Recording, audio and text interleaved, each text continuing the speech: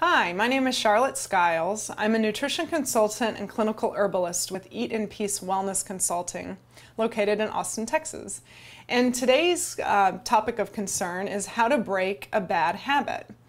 I'm going to speak to this in terms of nutrition, and researchers estimate that it takes us about 30 days to quote-unquote break habits. But I think the most important thing is to look for the wisdom in the situation. We don't do things that we don't benefit from. This is often overlooked, and we label ourselves as being good or bad based on what we are or are not doing.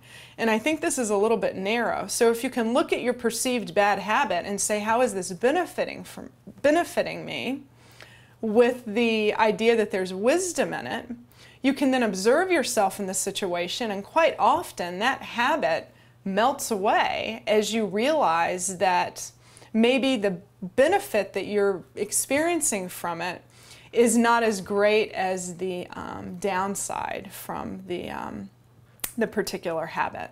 And you might be able to either remove it altogether pretty effortlessly, or you can replace it with something else. You know, in my health history, one of the quote-unquote bad habits I was having was a lot of sugar intake.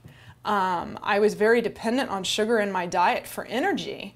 Now, once again, my body was very wise. It didn't have a lot of energy on its own. I was living in an inappropriate way and expending a lot of energy being a competitive athlete, a swimmer, and not sleeping a whole lot and not eating good foods in addition to the sugar intake that I was eating. But when I got sick years ago, I realized that sugar was a great gift into my life. You know, it was giving me life and giving me the experience of having energy. However, I got so depleted by that particular substance, because it has no nutritional value and is pure energy, that I got sick. And so when I looked at my life, though, and said, okay, Charlotte, how are you going to break this habit? I was able to see the wisdom in my body's pursuit of that particular substance, and I was able to sleep more and eat better foods and give my body real energy as opposed to giving it a pure form of energy that was having negative health consequences.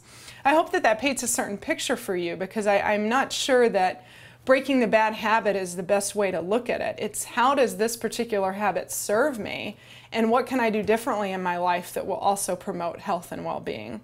So that's what I have to say about how to break a bad habit.